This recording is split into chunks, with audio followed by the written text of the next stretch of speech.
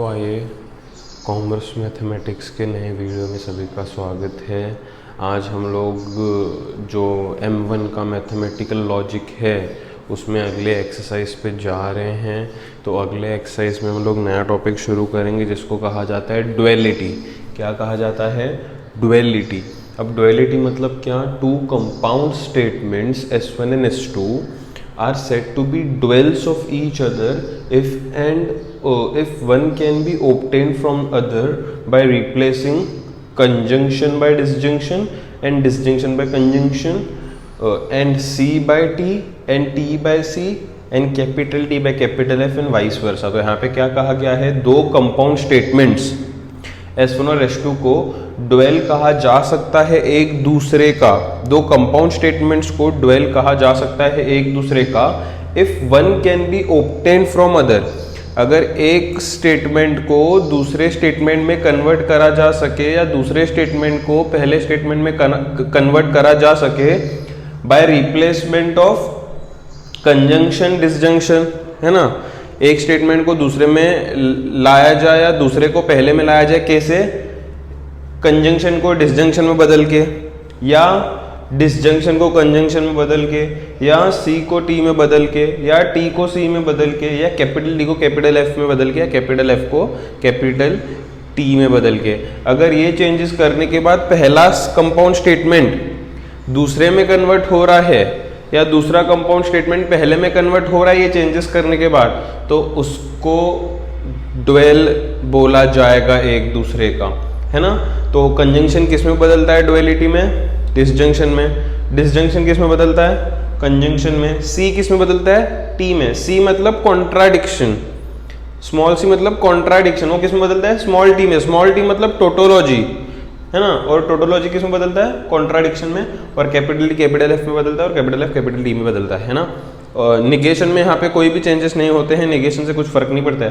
तो डुअलिटी में हमको बस करना है ये चेंजेस, कंजंक्शन की जगह पे डिसजंक्शन, डिसजंक्शन की जगह पे कंजंक्शन, सी की जगह पे टी, टी की जगह पे सी, कैपिटल टी की जगह पे कैपिटल एफ, इस तरीके बस चेंजेस करते रहने हैं। उसे हम लोग डुअलिटी बोलते हैं। बहुत ही सिंपल सा ये एक्सरसाइज है, ज़्यादा कुछ इसमें सोचने वाली बात नहीं है। अब जो पहला एक्सरसाइज है 1.7, उसमें जो पहला रोमन नंबर है वो कहता है right the duality of statements. हमको बस डुअलिटी लिखना है गिवन स्टेटमेंट्स का। तो पहला स्टेटमेंट ये है, तो मैं लिखता हूँ dual of given statement is. ये जो सेंटेंस है हर एक में लिखना है तुम लोगों को। Dual of given statement is क्या होगा? ये P डिसजंक्शन का कंजंक्शन Q, डिसजंक्शन का कंजंक्शन R हो गया। डिसजंक्शन को कंजंक्शन में बदला, है ना। डिसजंक्शन को कंजंक्शन में बदला, ये तो करना है डुअलिटी में। तो इस तरीके से हम लोग करते रहेंगे। यहाँ पे भी है ये क्वेश्चन, तो पहले मैं लिखता हूँ dual of given statement is. Dual of given statement is क्या होगा? देखो इसका डुअल, निगेशन में कुछ फर्क नहीं पड़ेगा, मैंने बोला।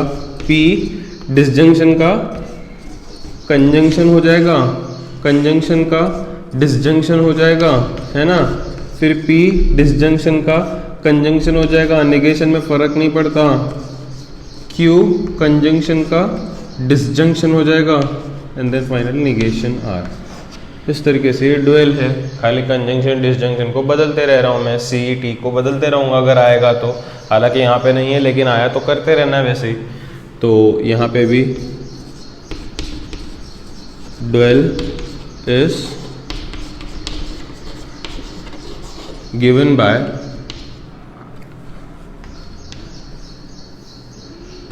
P डिसजंक्शन का कंजंक्शन, Q डिसजंक्शन का कंजंक्शन, R हो जाएगा इक्विवेलेंट टू P डिसजंक्शन का कंजंक्शन Q और यहाँ पे डिसजंक्शन का कंजंक्शन R। इस तरीके से इसका डुअल आएगा, है ना। समझ रहे हो? नेक्स्ट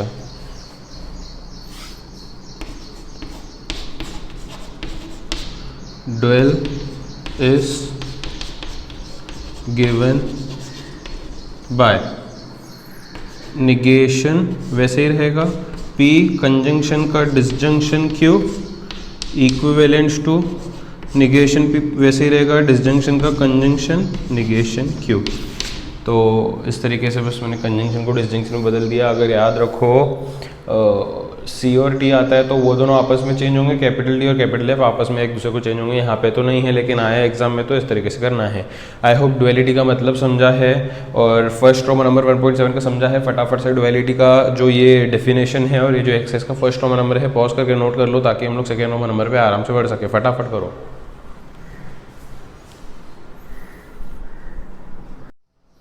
तो फिर आते हैं हम लोग सेकेंड रोमन नंबर पे। सेकेंड रोमन नंबर में बोला गया है form duels of given compound statements. तो मुझे स्टेटमेंट्स का डुअल करना है फिर से, है ना। कंजंक्शन को डिसजंक्शन में बदलना है, डिसजंक्शन को कंजंक्शन में बदलना है। ये तो सिंबलिक फॉर्म में हो गया, लेकिन यहाँ पे स्टेटमेंट्स में क्या होगा, कंजंक्शन मतलब एंड, डिसजंक्शन मतलब और। तो मतलब यहाँ पे हमको एंड को और में कन्वर्ट करना है, और को एंड में कन्वर्ट करना है, और कुछ नहीं करना, है ना। तो पहला क्वेश्चन है 13 is prime number and India is a democratic country. तो ये बीच में एंड आया है मतलब कंजंक्शन आया है, इसका डिसजंक्शन मतलब और करना है हमको, है ना। तो मैं लिखूंगा, डायरेक्ट शुरू करने से पहले लिखेंगे dual of given statement is, ऐसा हमेशा लिखना है। हम लोग क्या लिखेंगे, 13 इज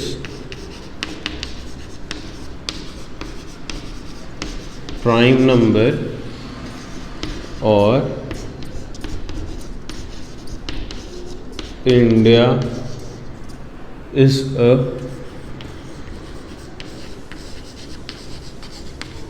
डेमोक्रेटिक कंट्री। ये इस तरीके से हो जाएगा। आया समझ में? खाली मैंने क्या करा है, कंजंक्शन को डिसजंक्शन में बदला है। करीना इज़ वेरी गुड और एवरीबडी लाइक्स हर। तो यहाँ पे और आया है मतलब डिसजंक्शन आया है, उसको कंजंक्शन में कन्वर्ट करना है। तो मैं लिखता हूँ dual of given statement is,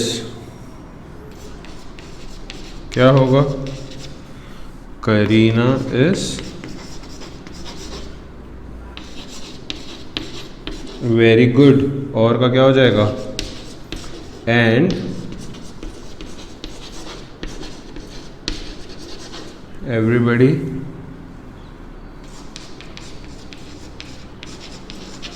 likes हर। तो और का एंड हुआ मतलब डिसजंक्शन का कंजंक्शन हुआ, है ना। नेक्स्ट क्वेश्चन में बढ़ते हैं। Radha and Sushmita can not read Urdu. तो यहाँ पे फिर से एंड आया है, एंड मतलब कंजंक्शन, उसको डिसजंक्शन में करो। ये पहला स्टेटमेंट लिखना, डुअल इज गिवन बाय वगैरह लिखना। मैं डायरेक्ट आंसर लिख रहा हूँ, तुम लोगों को लिखना है वो। राधा और सुष्मिता, एंड का मैंने और कर दिया है, can not read Urdu. A number is real number and the square of number is non negative. यहाँ पे एंड आया है मतलब कंजंक्शन है, उसको डिसजंक्शन में बदलना है। लिखना dual is given bye a number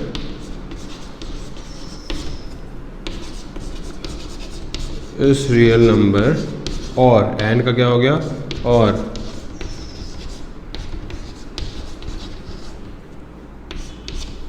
the square of number is non negative. तो इस तरीके से हम लोग डुअल बनाएंगे।